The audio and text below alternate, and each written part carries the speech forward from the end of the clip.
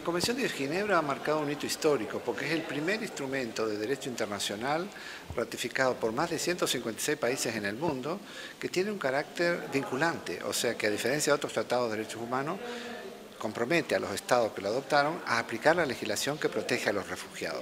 Permitido salvar durante 60 años la vida a más de 60 millones de refugiados en el mundo.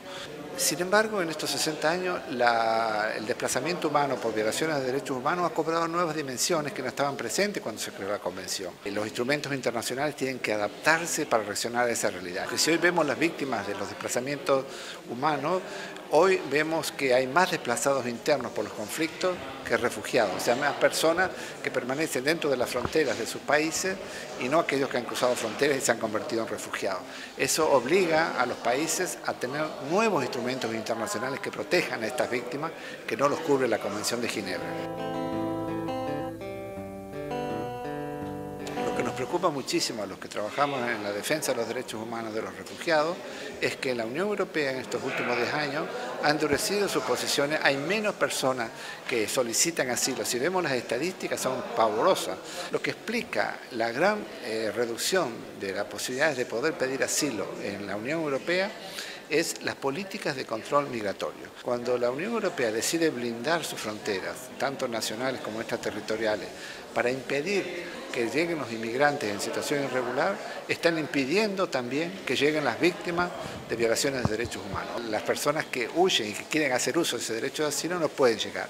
Y lo que más nos preocupa a los militantes de derechos humanos en la Unión Europea es la doble moral de la Unión Europea respecto a las víctimas del conflicto del norte de África. No podemos, como países de la Unión Europea, alentar la sublevación, alentar la primavera árabe, alentar la revolución del jazmín, como se llama, participar de operaciones como la OTAN para destruir la capacidad del dictador en Libia, violar derechos humanos, pero negarnos a recibir a sus víctimas. Personas que huyen de Libia, 800.000 se han dirigido a los países fronterizos, Túnez, Egipto, Argelia y los países vecinos a Libia. A Europa, a Italia han llegado menos del 2%. Es fundado el pánico que esto ha generado en la Unión Europea, que está obligando a revisar la frontera Schengen. Yo creo que nos debería avergonzar como europeos esta reacción sobre el derecho de asilo.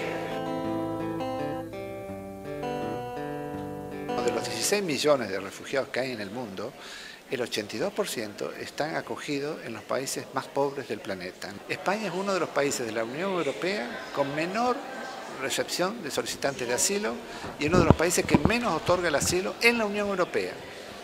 Ocupa la posición 83 en el mundo y la posición 17 dentro de la Unión Europea.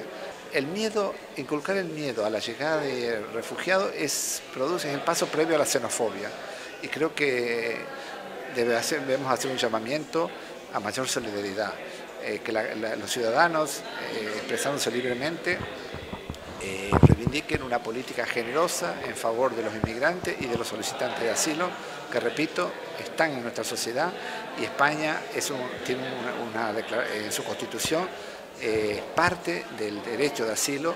Quisiéramos que se ponga en práctica de manera más generosa.